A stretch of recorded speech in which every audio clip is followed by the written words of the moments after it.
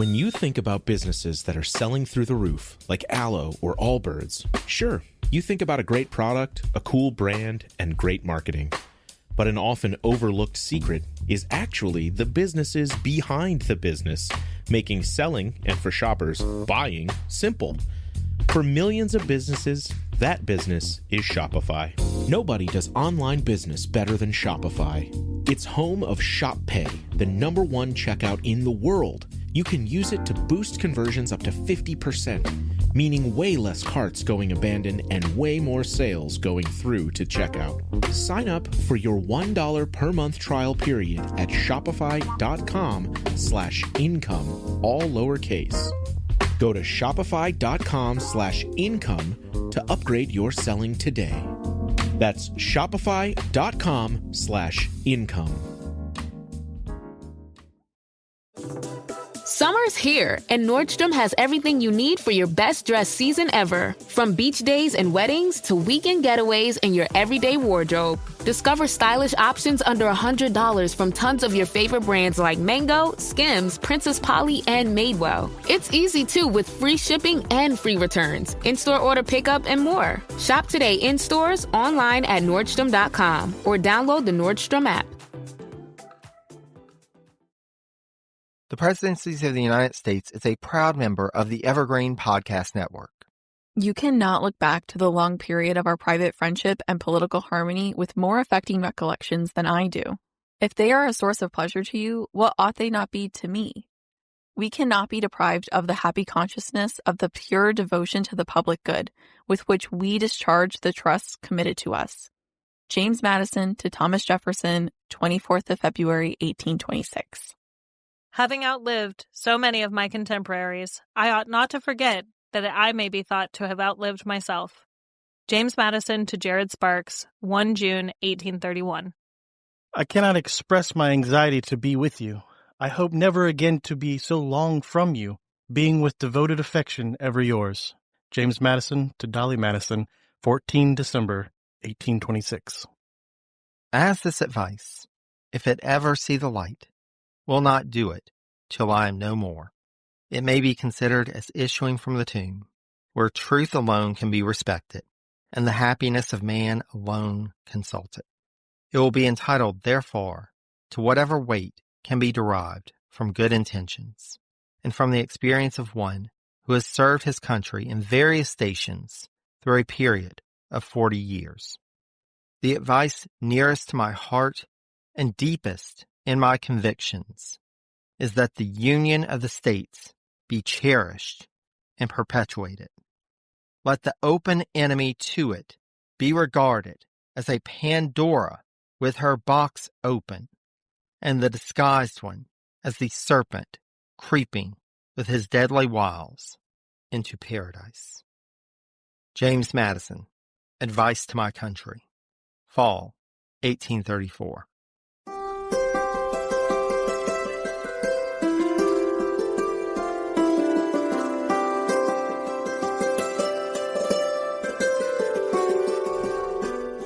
Though I believe James Madison went into his post-presidency fully expecting it to be the winding down of his engagement with public matters after over 40 years since he took his first public office.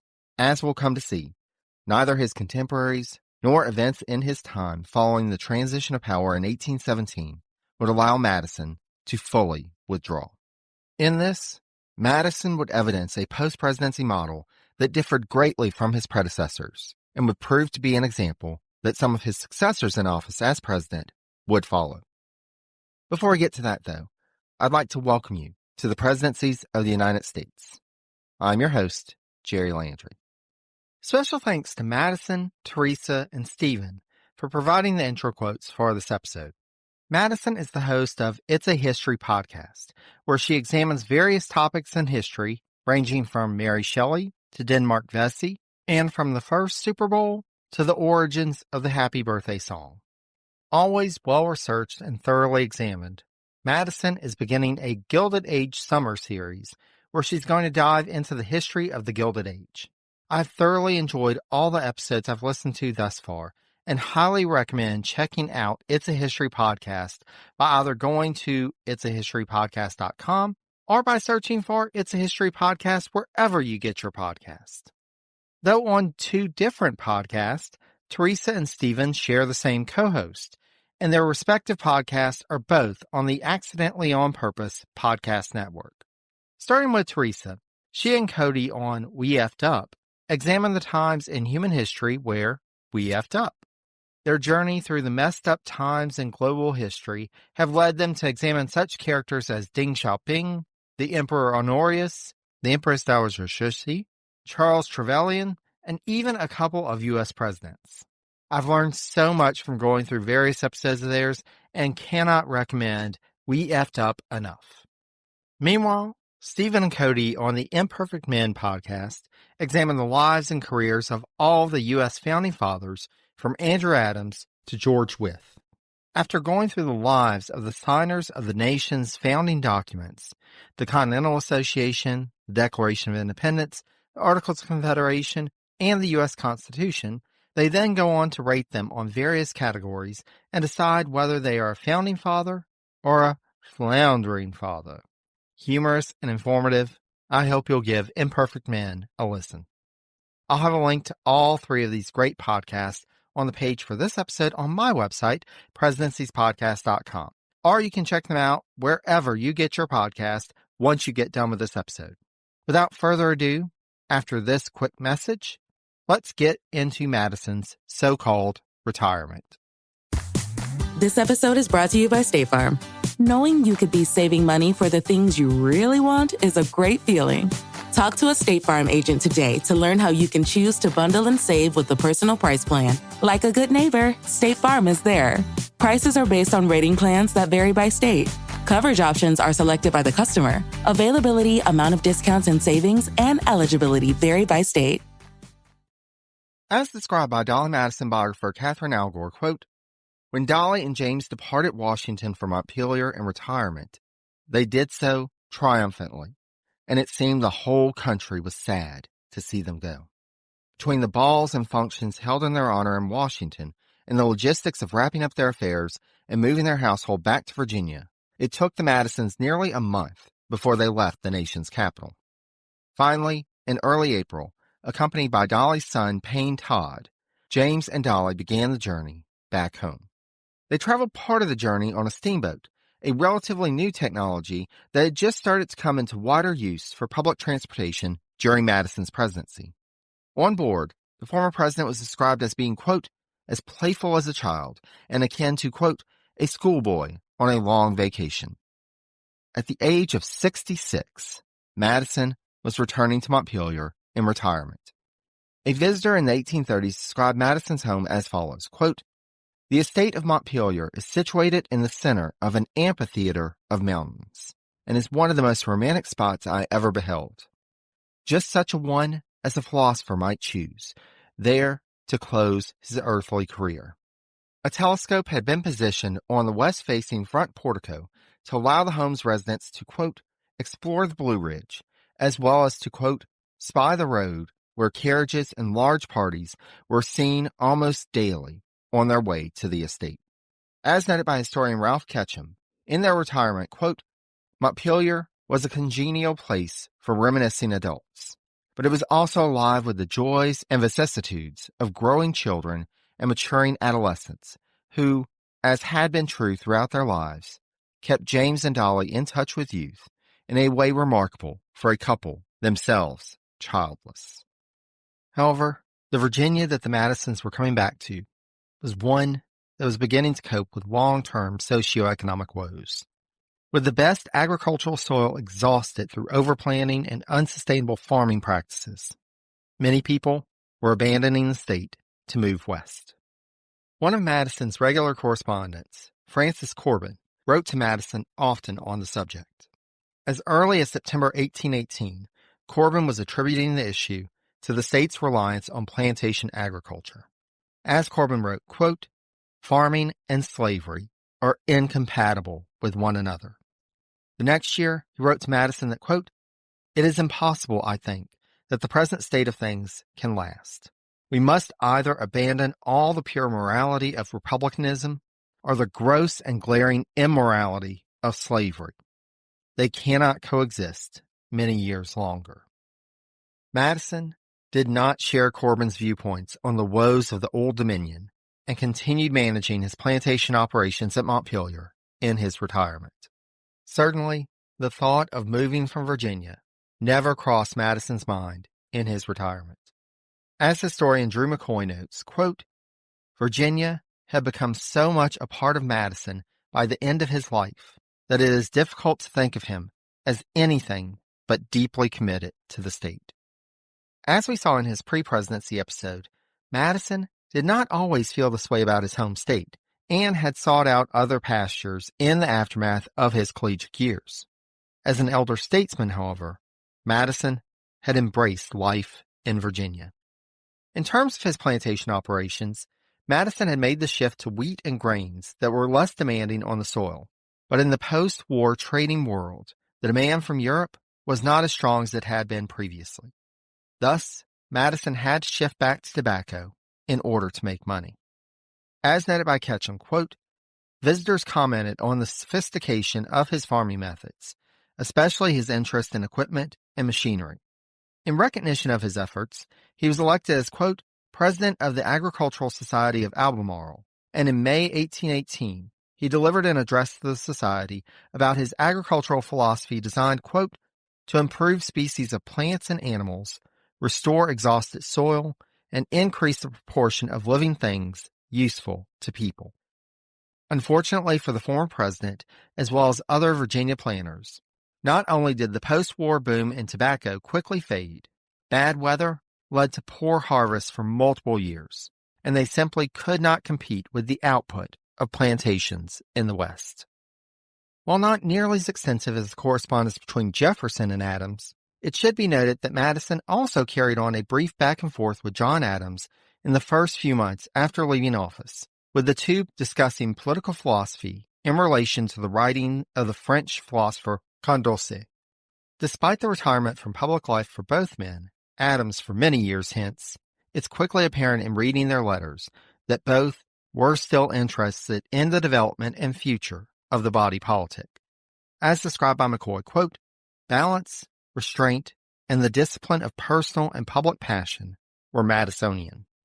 As Madison looked on from Montpelier, those familiar values became ever more vulnerable, not only to the disruptive force of unprecedented geographical and economic expansion, but to the fulsome appeal of the democratic expectations that these changes, fueled by revolutionary ideology, abundantly nourished. Indeed, Madison would do all that he could to stay informed. Whereas Jefferson was willing to talk about recent politics with visitors, but was out of touch with life outside of Monticello, having, quote, only one newspaper subscription and not going to the post office that often, Madison, while keeping his opinions on the modern political landscape quiet, was noted by George Bancroft in 1824 as, quote, receiving multitudes of newspapers, keeping a servant always in waiting for the arrival of the post, and taking anxious note of all passing events. One subject that would always get Jefferson's attention, though, was critiquing the rulings of his cousin and erstwhile nemesis, Supreme Court Chief Justice John Marshall. In 1823, Jefferson and Madison went back and forth on a decision that had been sitting out there for 20 years, Madison v. Marbury. As noted by McCoy, quote, Jefferson vigorously denied the Supreme Court's constitutional right to serve as the ultimate arbiter of constitutional disputes between the federal and state governments. While Madison wasn't necessarily a fan of Marshall and a number of his rulings, he did have to respond to his friend and, quote, politely inform Jefferson that his understanding of the Constitution was wrong, both historically and in principle, on this matter. Of course, the Supreme Court was, quote, the proper constitutional resort for determining the line between the federal and state jurisdictions. In fact, Madison himself had written about it in Federalist No. 39. Madison and Jefferson did see eye to eye on Jefferson's main pet project of his retirement, the founding of the University of Virginia. Indeed, even before Madison left the presidency, he had been chosen, likely at Jefferson's prompting, as one of the trustees, or visitors as they were called, of the institution. Only a few weeks after his return home, Madison attended an early meeting of the board in Charlottesville on May 5, 1817. Then he hosted the next meeting at Montpelier in July. Though, as covered in his post-presidency episode, Jefferson would take the lead, Madison diligently stood by his longtime friend in the twists and turns to make the university a reality, even pledging $1,000 in the first fund drive.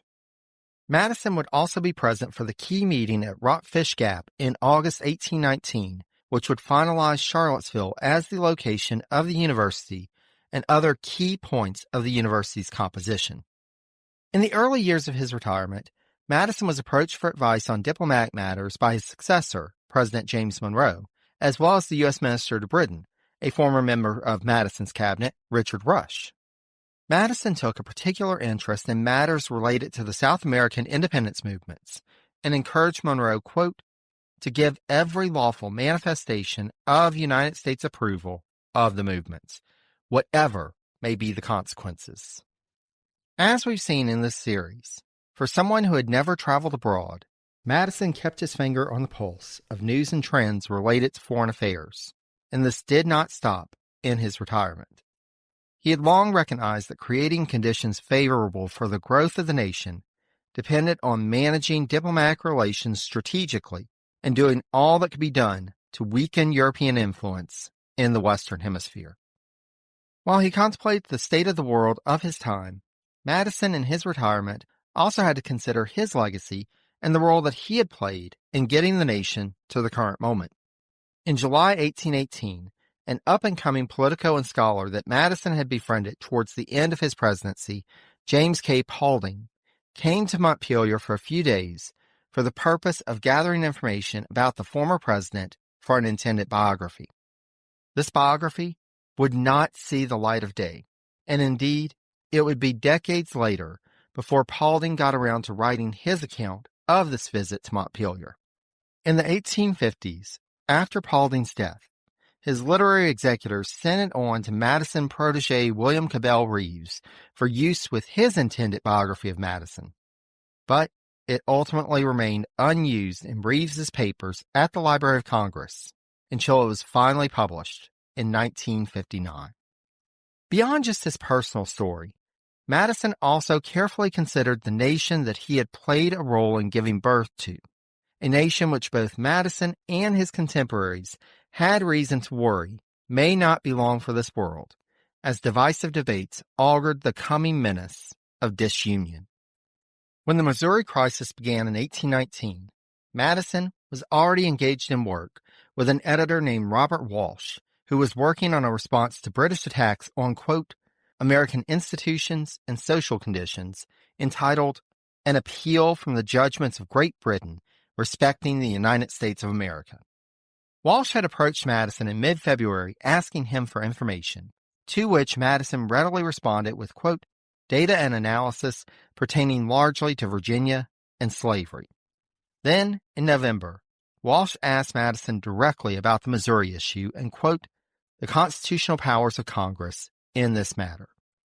While not going into all the details of the Missouri crisis, as we'll discuss that in further detail in the Monroe Presidency series, the constitutional questions that were part of the debate related to whether Congress had the authority to attach conditions to the admission of a new state that would keep it from having the same powers as the other states.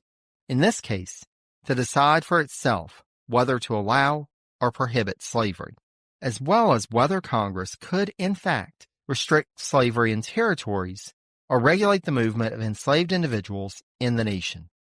Given Madison's experience, Walsh figured, who better to ask about the original intent of the drafters of the Constitution?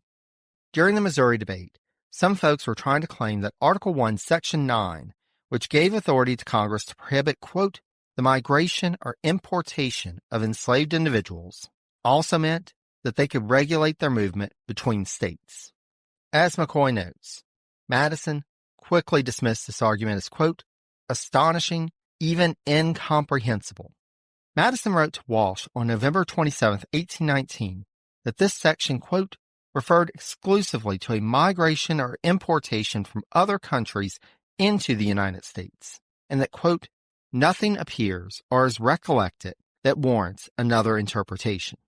Rather than in the case of their previous collaboration, where Walsh had relied heavily on Madison's opinion, he decided in this case to completely ignore Madison's arguments and instead published an anonymous pamphlet entitled Free Remarks on the Spirit of the Federal Constitution, where he argued that, of course, Article 1, Section 9 gave Congress authority to regulate the interstate transportation of enslaved individuals, and that this had been done intentionally by the founders as they were, quote, fervent abolitionists who had designed a constitution that would aggressively promote the demise of slavery. Now, if that wasn't bold enough, Walsh sent a copy of the pamphlet to Madison and explained that, while he had read his arguments, he felt that the moral imperative of the slavery issue meant that he could not be convinced to Madison's arguments. Indeed, Walsh would go on to establish an anti-slavery newspaper for which he would serve for 16 years as editor. Now, we should note that Madison felt that Congress did have the power to prohibit slavery in federal territories. He just didn't think that such power was derived from Article 1, Section 9. Indeed, in 1819, Madison began to think about how the end of slavery could be brought about.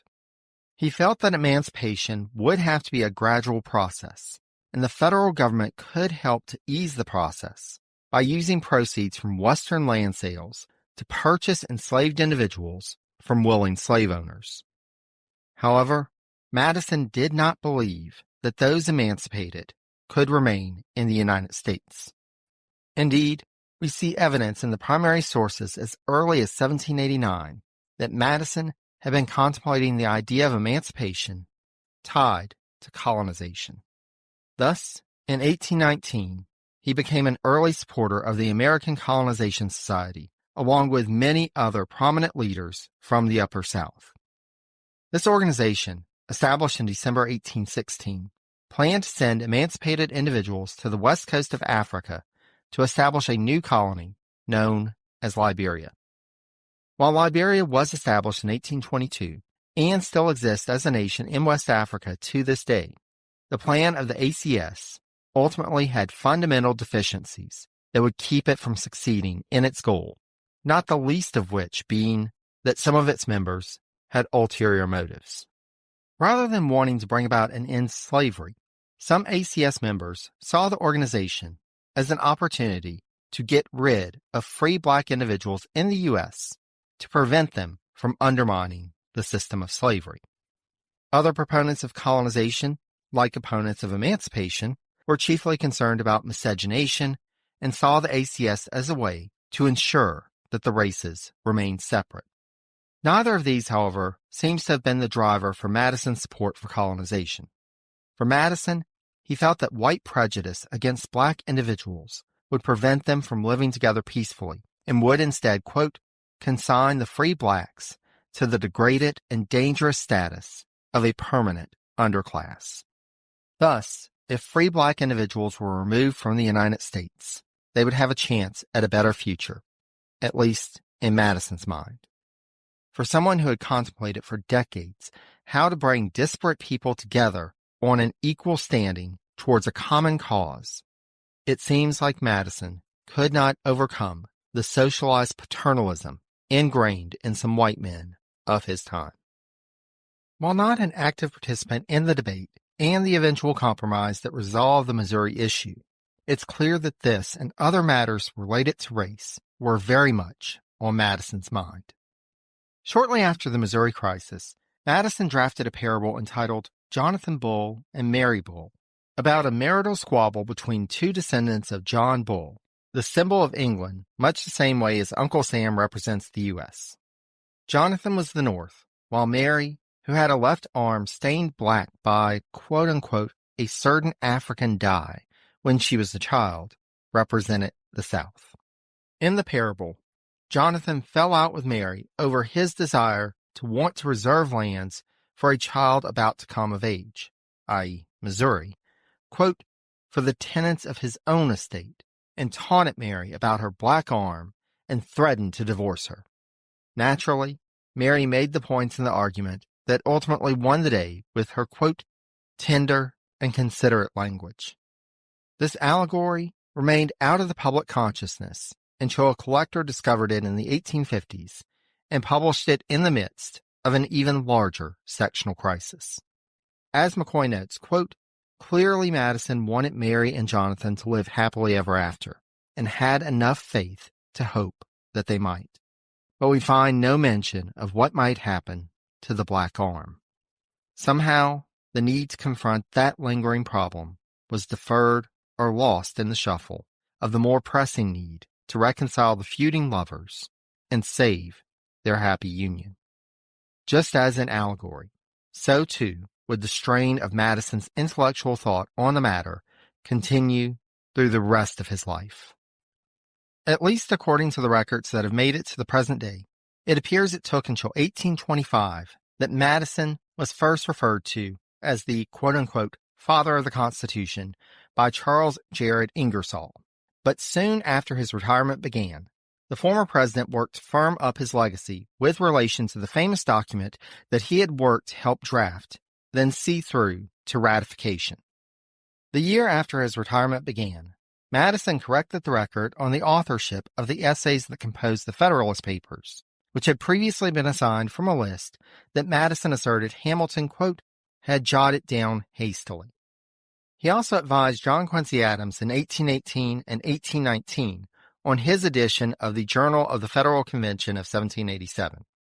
Madison's accounts of the convention, however, were brought into question when a second account was released. In 1821, the notes of the late Robert Yates of New York of the debates in the Constitutional Convention were published, and Madison's ire was quickly risen. Beyond the fact that Yates had only attended for less than 7 weeks during the convention's deliberations, he was an anti-federalist, and Madison felt that Yates's notes were influenced by his quote-unquote prejudices to the point that he misconstrued opposing opinions expressed in the debates. Though Madison would never learn the truth, scholars now know that this version of Yates's notes that was published in 1821 was in fact heavily edited in order to embarrass Madison by someone who longtime listeners of the podcast will recall, Edmond Charles Genet, the one-time French minister to the U.S. who was a pain in Washington's neck during his presidency and who ended up marrying New York Governor George Clinton's daughter. More than anyone else, Madison had the perfect ammunition to combat this account of the convention, his own meticulously detailed notes of the debates of the convention. However, when his friends urged him to publish them in order to challenge the Yates account, Madison resisted these calls, feeling that it would probably be better for them to be published after his death. One has to wonder how much the former president was thinking of endings around this time. As the Old Dominion continued its gradual decline, the 1820s saw more of the Madison's relations and friends in Virginia moving west. James's sister Frances and their family moved to Alabama, while his nephew Robert established himself in New Orleans. Dolly's brother John moved first to Kentucky, then went further west to Illinois, which is where Dolly's cousin and James's former private secretary Edward Coles had moved in order to free the people that he enslaved. One by one, the people that had been a part of their lives for so long were drifting even further from their orbit. Thankfully, at least one long-lost figure would make a return appearance in Virginia.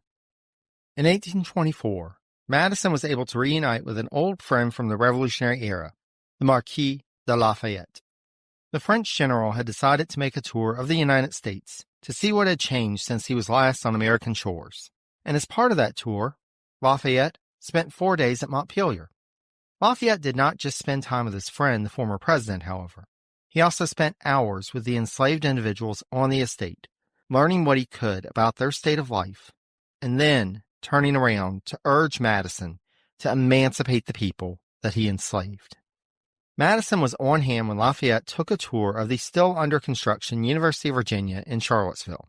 As time had progressed, and Jefferson considered the curricula to be adopted at the university, Madison served in his traditional role of tempering some of Jefferson's more impractical, though well-meaning ideas. Finally, in March 1825, instruction began at the university. Sadly, by late September, it had all fallen into chaos. As the Board of Visitors met at Monticello, they received word of quote-unquote full-scale riots at the university as, quote, undisciplined students, some of them wealthy and dissipated, left classes, attacked professors, caroused in Charlottesville taverns, and made gambling dens of their rooms. Jefferson, Madison, and Monroe, all present at the meeting, rushed to campus with the other visitors and confronted the students in the rotunda. Jefferson attempted to speak to those assembled, but, quote, burst into tears and sank back into his seat. Having driven the sage of Monticello to tears, the students' misconduct was at an end, and to ensure no further incidents, with Jefferson's agreement, the board, quote, adopted a stricter code of discipline, which it would fall to Madison to enforce, as Jefferson was not much longer for this world. Upon his friend's death on July 4, 1826, Madison was named as the university's second rector. Thus, for the remainder of his life, unless he was ill, Madison would frequently travel to Charlottesville to attend to university business with the Board of Visitors, as well as be on hand for public examination periods, often accompanied by Dolly. One can only imagine Madison's emotions at the loss of his erstwhile friend and partner for a good portion of his life. After hearing the news of Jefferson's demise, Madison wrote to Nicholas Trist that, quote, we are more than consoled for the loss by the gain to him, and by the assurance that he lives and will live in the memory and gratitude of the wise and good, as a luminary of science, as a votary of liberty, as a model of patriotism, and as a benefactor of humankind.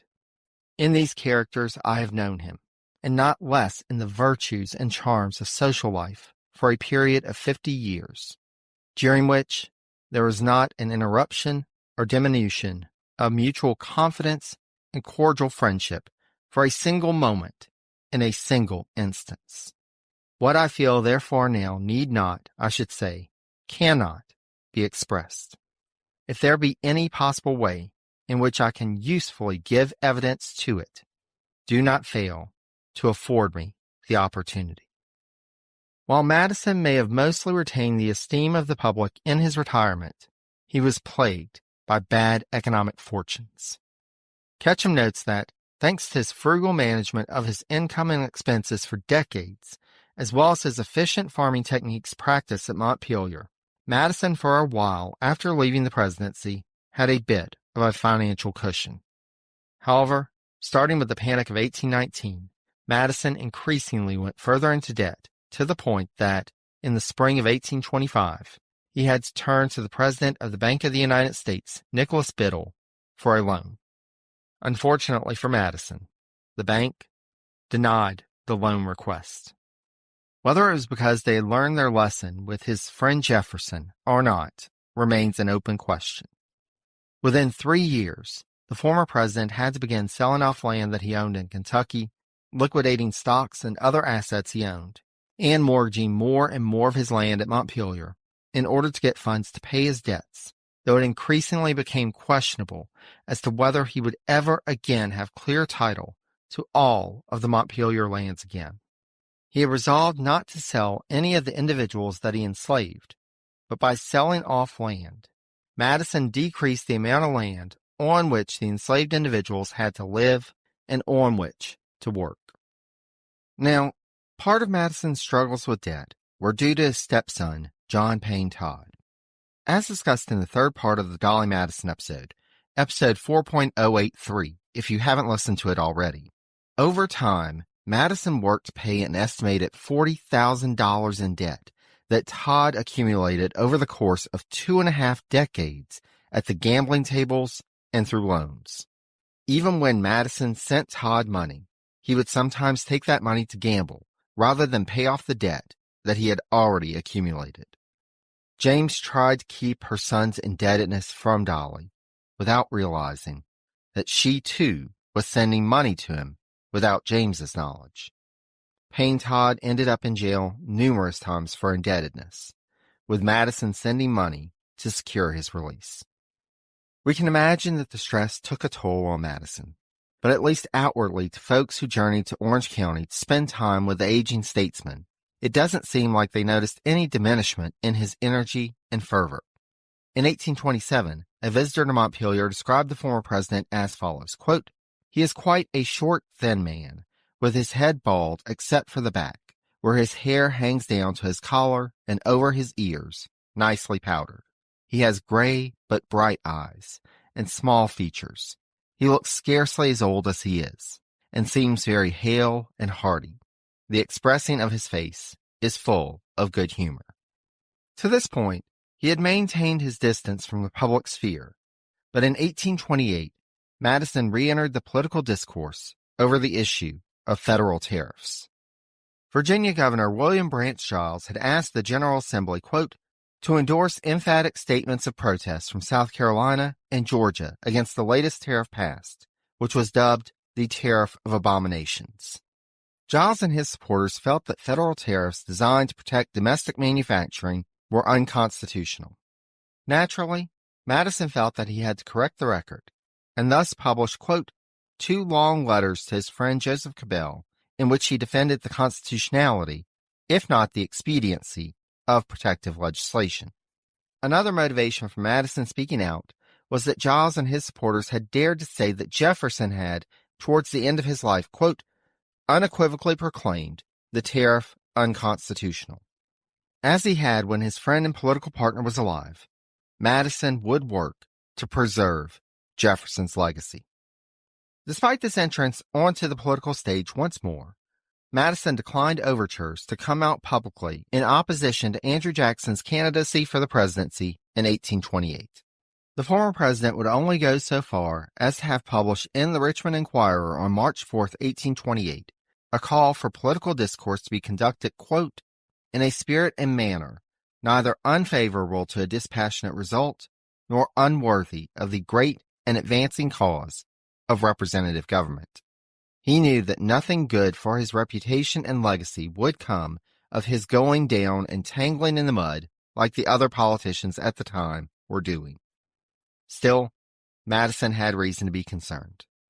That summer, the first rumblings of what would come to be the concept of nullification would be felt in the American political landscape, and of all people, Madison realized the danger. We'll come back to this in a few, for while the fate of the nation continued to be a point of concern and anxiety, James and Dolly around this time were also experiencing personal sorrow. Starting in the late 1820s, the Madisons started to experience a string of deaths of family and friends. In 1828, James's nephew and political heir, Robert Madison, had his life cut short, dying from tuberculosis. Early in 1829, the Madison family suffered the loss of its matriarch, Nellie Conway Madison, James's mother, who passed away on February 11th at the age of 98. She had lived in her half of the mansion at Montpelier, independent from James and Dolly, for decades. As noted by Ketchum, until the very end, she, quote, was seldom sick or in pain, and, except for some deafness, retained full command of her senses. She passed her time knitting and reading, visiting with her many grandchildren and great-grandchildren, and was always glad to talk for a while with her son's many guests. Her passing meant that Montpelier was fully theirs, but James and Dolly would have little time to process this before the demands of the world beyond called for James's expertise once more. The spring of 1829 saw Madison elected to public service once more, as his state senatorial district chose him as their delegate to the state constitutional convention that had been called. Despite still recovering from the flu, in October, James traveled with Dolly to Richmond in order to attend. This was the first time in 12 years he had left the region around Charlottesville and Orange County. Rather than accepting an invitation from Governor William Branch Giles, with whom Madison had disagreed during the tariff debate, The Madisons instead stayed with Dolly's cousin, Sally Cole Stevenson, the wife of the Speaker of the U.S. House of Representatives. The 78-year-old Madison would prove to be the only attendee to the Constitutional Convention when it convened in October 1829, who had also attended the 1776 State Convention that had drafted the state constitution that they were considering replacing. Though Madison had been part of that earlier convention, it didn't mean that he was a fan of the Virginia state constitution, and, indeed, in 1784, he had put forward a bill while serving in the Virginia House of Delegates to call for a new convention.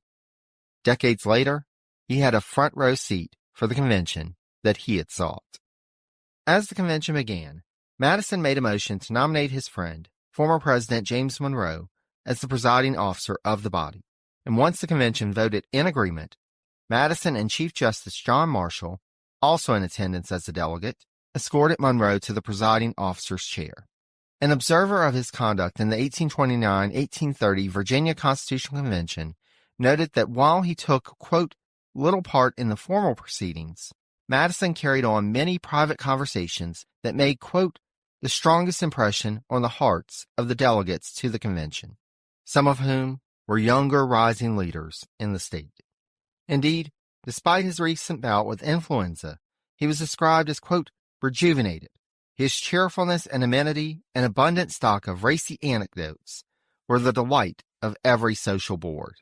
Though the former president declined to exert too much influence beyond advocating for, quote, a compromise of ideas between parties, Madison did make sure, quote, to record for posterity his preferred stance on every issue faced by the 1829 convention. One point that garnered Madison's careful consideration when it came to the issues before the Constitutional Convention in 1829 was over granting suffrage rights to non-property owners.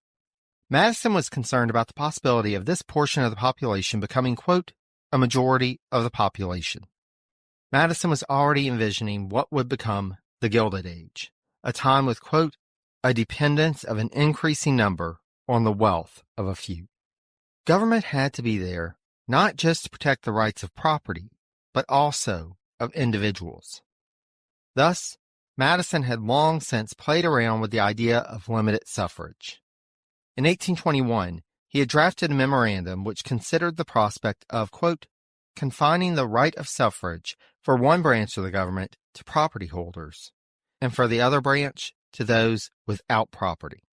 Alternatively, one might limit the right of electing one branch to freeholders and admit everyone to a common right with property owners in electing the other branch. It was in this spirit that he approached the Convention of 1829 and advocated for the voting franchise to be extended, quote, to all householders and heads of family who paid taxes. The other major debate at the convention was over whether or not to count enslaved individuals for the purpose of representation in the state legislature. As it stood under the old Constitution, enslaved individuals were counted, which meant that the eastern portion of the state, where most of the enslaved individuals in Virginia were found, had a disproportionate influence over the state government. Western delegates demanded that only white individuals should be counted for representation, since enslaved individuals were prohibited from voting. Madison, as the chair of a committee of legislation, managed to push through a proposal to have only white individuals counted for representation in the lower house of the state legislature, while representation in the upper house would still include enslaved individuals. As can be expected, this compromise measure pleased neither side.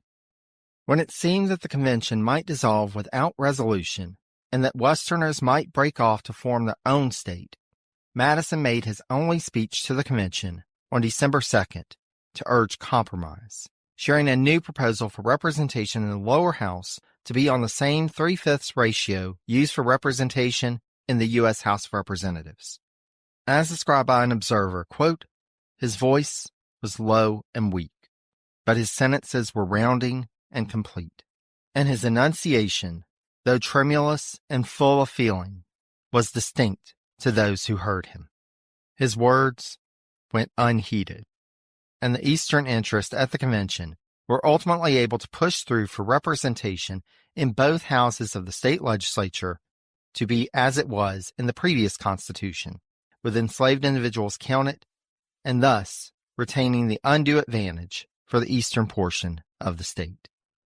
Though he still received public kudos at the adjournment of the convention, it was clear that Madison's influence over public affairs was waning. As Madison grew older, his living world grew smaller. After Montpelier's renovation in 1809, a room off the central hallway became Madison's study and visiting room. But with his increasing weakened state, this room, that came to be dubbed Mr. Madison's room, also became his sitting room and ultimately his bedroom. As noted by Ketchum, the room, quote, contained an iron-posted bed covered with a heavy canopy of crimson damask, brought by Monroe, quote, from the dismantled palace of the Tuileries in Paris, easy chairs, and a study table piled high with books and papers. After his return from the State Constitutional Convention in Richmond, though Madison would spend the remainder of his days close to home, he still had a role to play in the public arena. Though Madison had long expressed a concern about the majority infringing on the rights of the minority, the idea of nullification threatened to upend the entire system and let the minority run amok with power. Debates around this doctrine began in earnest with the publication of Vice President John C. Calhoun's South Carolina Exposition in December 1828. In essence, proponents of nullification claimed that one state could declare a federal law to be unconstitutional, suspend its going into effect, and, with the support of 1/4 of the states, completely invalidate it, unless the other 3/4 of the states amended the Constitution to make the law constitutional. Madison knew this was, in essence, rolling back the clock to the days of the Articles of Confederation, where the states were sovereign and the entire system devolved into deadlock that would have ultimately split the nation asunder if the Constitutional Convention had not pushed all of that aside and put forward another plan of government. Under the Constitution, the people were sovereign, not the states, and that was an important distinction. Madison would continue to argue against the concept of nullification for the next half-decade of his life. We should note, however, that part of his motivation in this was the fact that the nullifiers cited to justify their standpoint the Virginia and Kentucky resolutions that had been drafted by Madison and Jefferson, respectively. Given that his friend and colleague Jefferson was no longer around to defend himself, it fell to Madison to respond. Initially, he simply fed information to his associates and protégés who stood against nullification. But as noted by McCoy, quote, when contest of principle rather than personality threatened the Constitution itself, Madison overcame his scruples and plunged into the public arena, and predictably became a figure of controversy rather than the venerable pundit he would have preferred to be. June 1830 saw the publication in newspapers in South Carolina and Virginia of a letter from Madison that sought a balance as he, quote, warned against interpretations of the Constitution that gave the federal government virtually unlimited powers, but nonetheless denied that state sovereignty was supreme and indivisible, or that states could revoke or alter federal laws or the federal Constitution on their own authority alone. While not dissuading prominent nullifiers in South Carolina, it did at least contribute to leading figures in Virginia declaring that they could not support the idea of nullification. In August 1830, Madison consented to having printed in the North American Review a letter he had written earlier in the year outlining how nullifiers were mistaken in their interpretations of the Virginia and Kentucky resolutions. Now, as we discussed way back in episode 2.11, and more recently in Jefferson's Seat at the Table and Vice Presidency's episodes, as well as Madison's Seat at the Table episode, it was easier for Madison to defend the Virginia resolution as he had written it and made sure to avoid any mention of nullification, while Jefferson, in a draft of the Kentucky resolutions, had included that concept in his draft. Madison would continue the attack into the fall.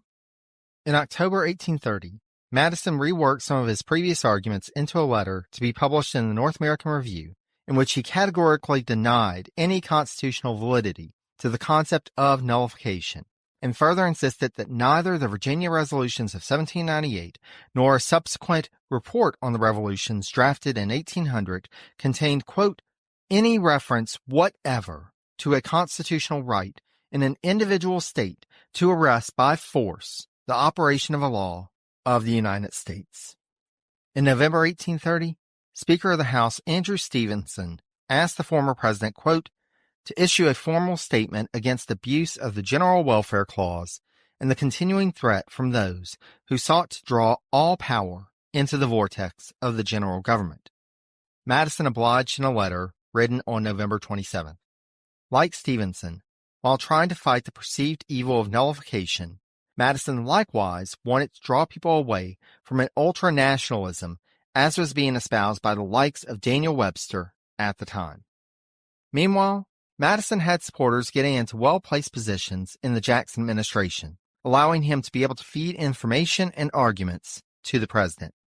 Nicholas Trist, one of Madison's protégés from Virginia, became one of Jackson's private secretaries in 1830, while Edward Livingston, who had been acquainted with Madison since the battle against the Alien and Sedition Acts in 1798, became Jackson's Secretary of State in 1831.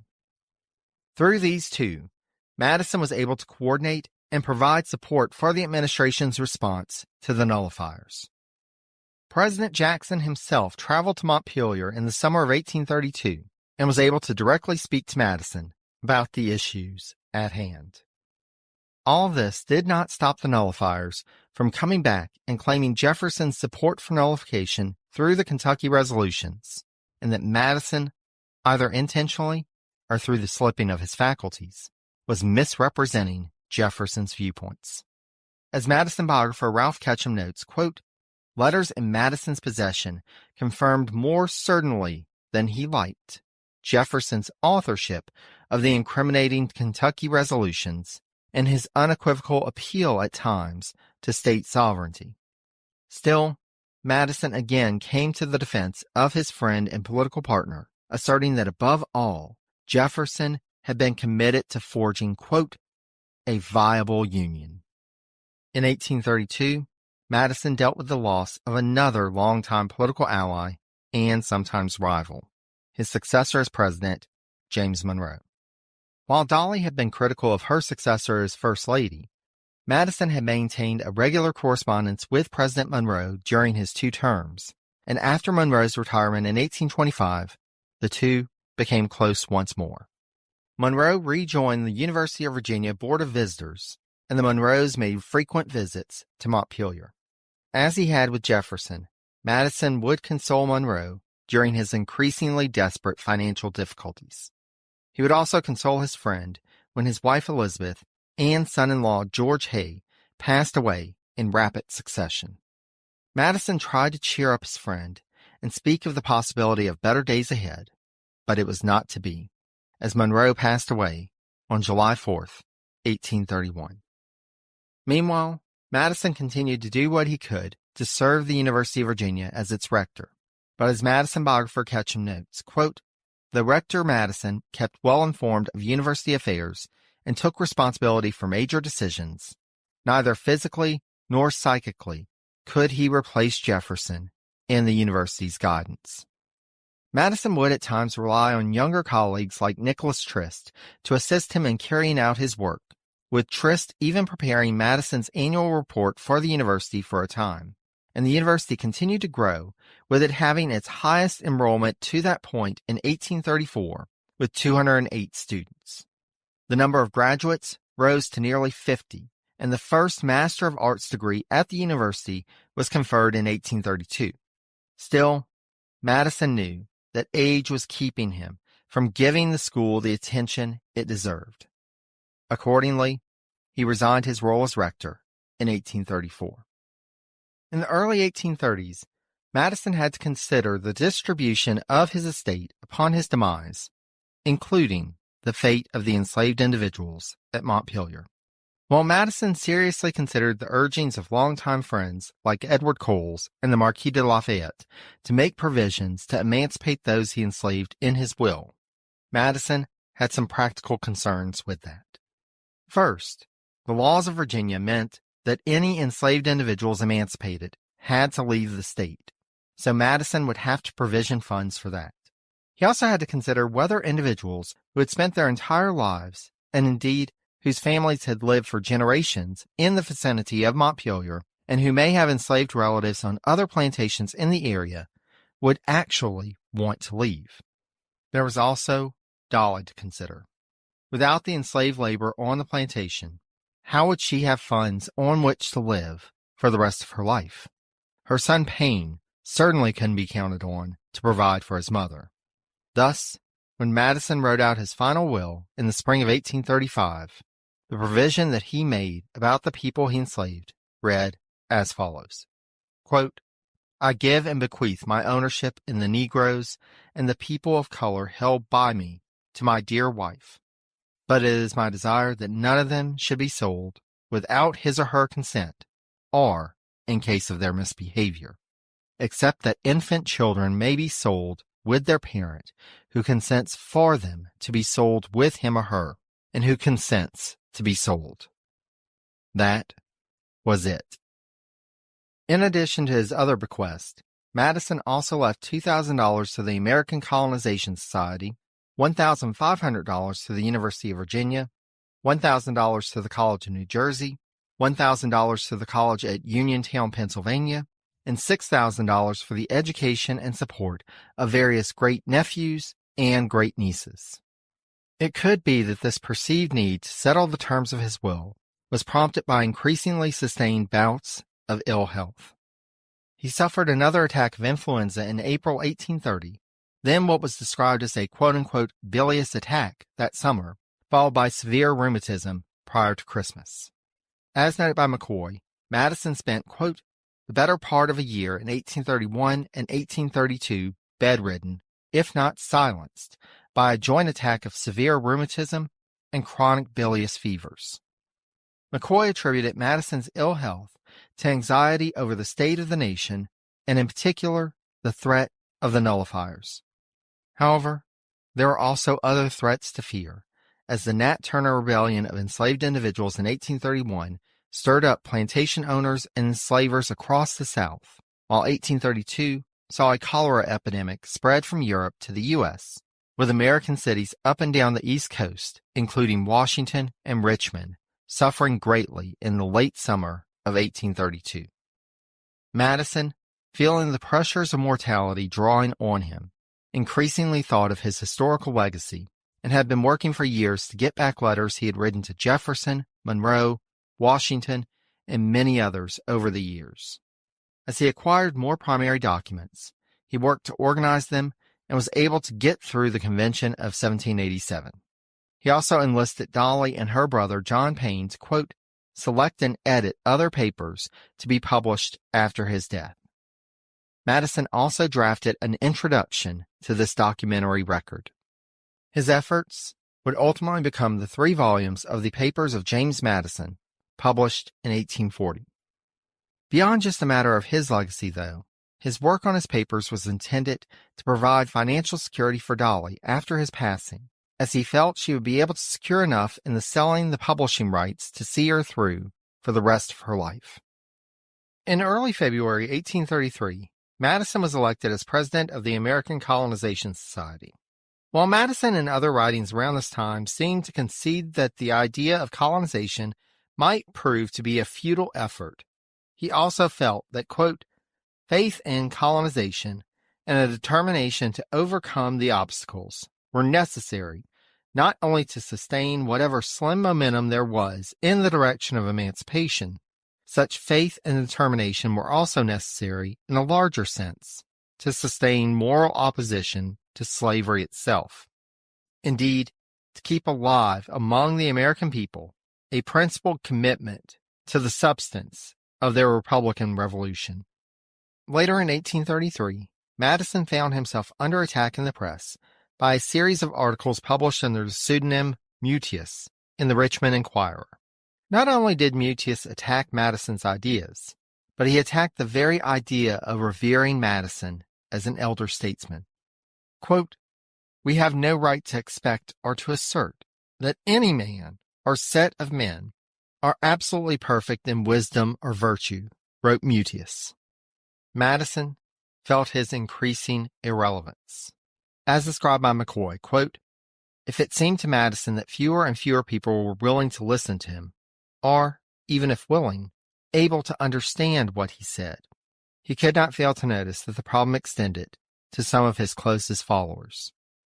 The fall of 1834 saw Madison in a tense back and forth with his erstwhile lieutenant, Edward Coles, when Coles made demands for Madison to publicly condemn President Jackson, which Madison could not fulfill. Madison saw Jackson's rise in popularity as an aberration, while he saw the threat of nullification as a long-term menace. Looking at things strategically, Madison had no confidence in the coalescing, loose-knit Whig coalition, but rather saw it as possibly inviting in a new ascendancy for the nullifiers. Coles, however, was all in for the Whig cause, and admonished Madison for not realizing the threat that Jackson and his perceived executive overreach posed. The two would ultimately make amends, but it reflected that the reality of politics of the time were increasingly out of line with the Madisonian ideal.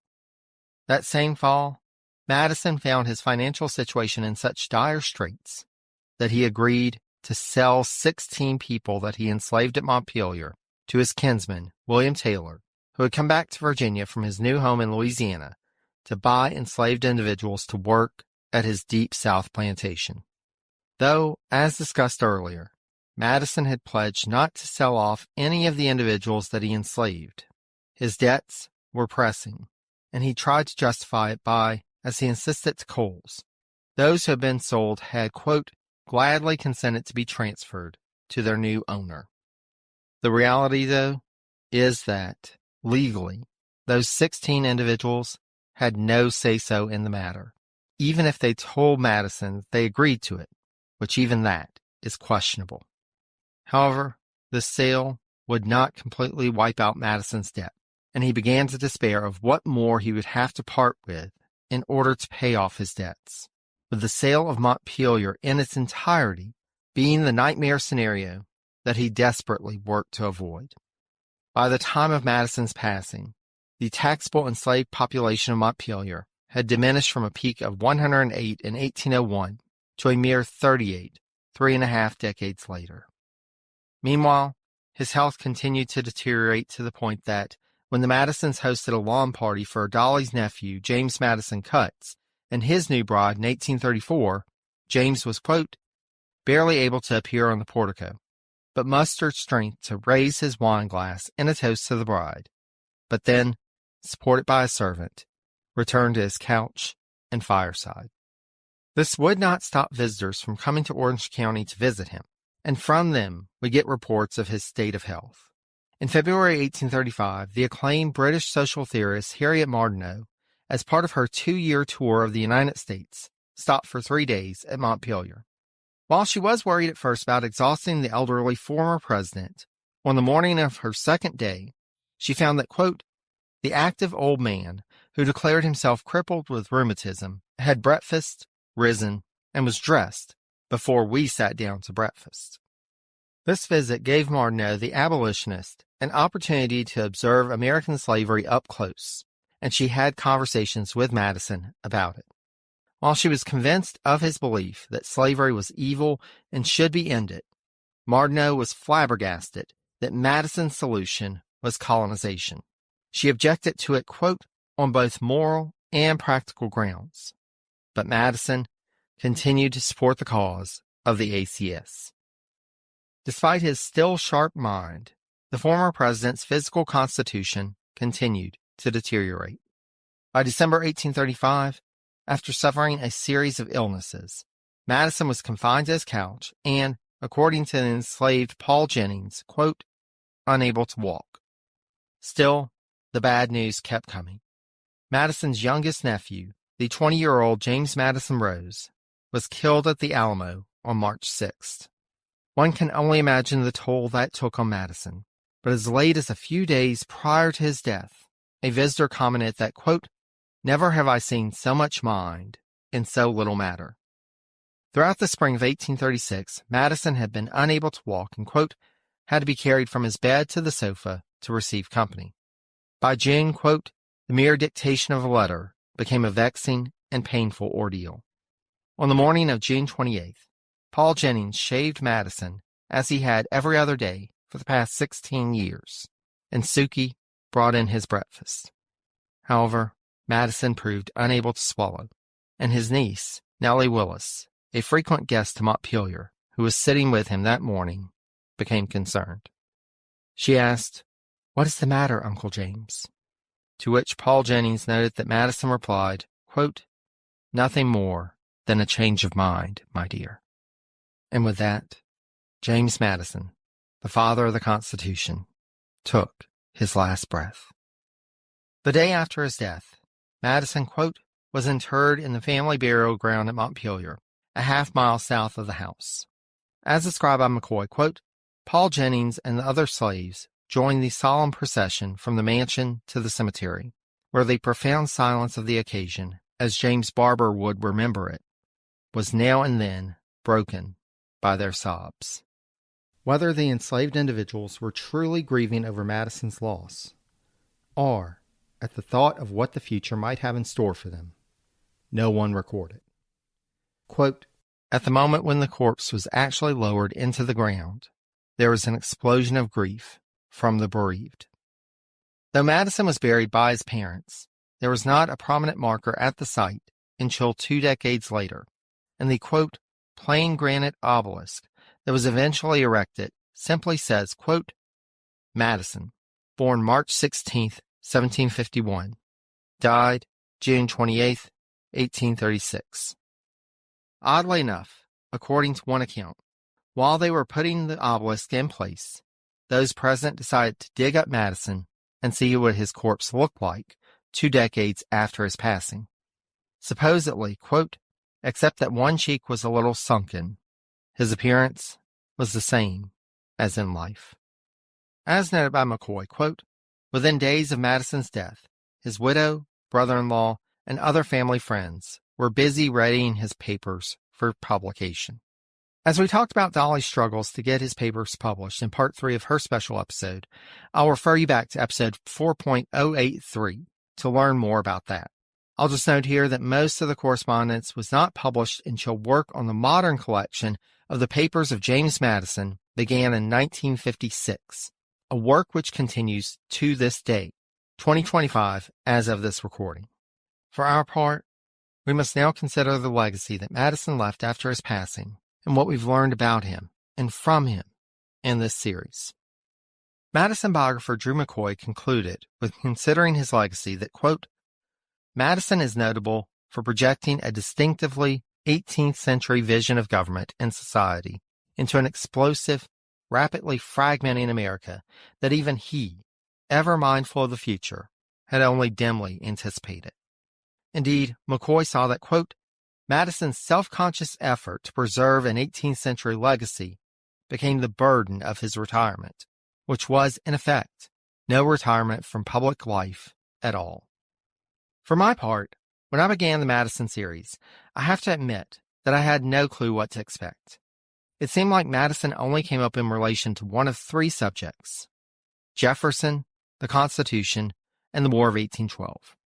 Worse, except for the Constitution, it always seemed like Madison wasn't at center stage in the discussion. During the course of this series, I've learned that there was so much more to Madison and his administration, and have come to respect Madison as a proverbial chess player, actively directing things behind the scenes. It is a disservice not just to his legacy, but to our understanding of the time period to relegate Madison to a couple of subject points, or to say that he was on the periphery. Indeed, as in many ways, it would be his ideas and the institutions that he shaped that would define the period. It may be more accurate to rename the Jeffersonian era after Madison. Madison himself, however, would of course defer to his friend and colleague and insist that the current name remain to honor Jefferson. That's just who he was. Friends, after 46 episodes spanning over 3 years, all that's left for us is the Q&A episode, and we will close the door on the Madison Presidency series. I cannot thank you enough for all of your support, encouragement, and engagement with this series. I've had some rich conversations with listeners and fellow podcasters about Madison and his presidency over the last few years. I'd also like to thank Madison with the It's a History podcast and Stephen and Teresa with the Accidentally on Purpose podcast network, which includes the Imperfect Men and We Effed Up podcast. Be sure to check out all their podcasts once you're done with this episode. Thanks to the folks at the Colonial Music Institute at George Washington's Mount Vernon for graciously allowing us the use of clips from Hull's Victory as performed by David and Ginger Hildebrand for our intro and outro music. You can find out more about the great work that the Colonial Music Institute is doing to research and share information about early American music and dance by going to mountvernon.org and typing in Colonial Music Institute in the search field. A special thanks to all of our patrons for all of your support in this journey. Y'all are amazing folks, and I could not do what I do without each of you. If you'd like to join these folks in providing monthly support for the podcast for as little as $1 a month, just go to patreon.com/presidencies and sign up. Depending on your level of support, there are numerous great benefits, and patrons at any level get access to patron-exclusive episodes. We're currently working through a series on the folks who served as Postmaster General before that office became a cabinet-level position. If you thought that being Postmaster General was all about stamps and P.O. boxes, you'd better think again. If you'd like to see the sources used for this episode or listen to past episodes of the series if you haven't already, check out the website at presidenciespodcast.com. Please feel free to reach out to me with any questions or comments via email at presidenciespodcast@gmail.com. Or you can connect with me on social media if you're not already. I'm available on Facebook, Blue Sky, and Mastodon as Presidencies, on the formerly known as Twitter at Presidencies89, and on Instagram and Threads at Presidencies Podcast. With all of that said, thank you so much for listening. And until next time, stay safe and healthy, be kind to one another, and take care, dear friends.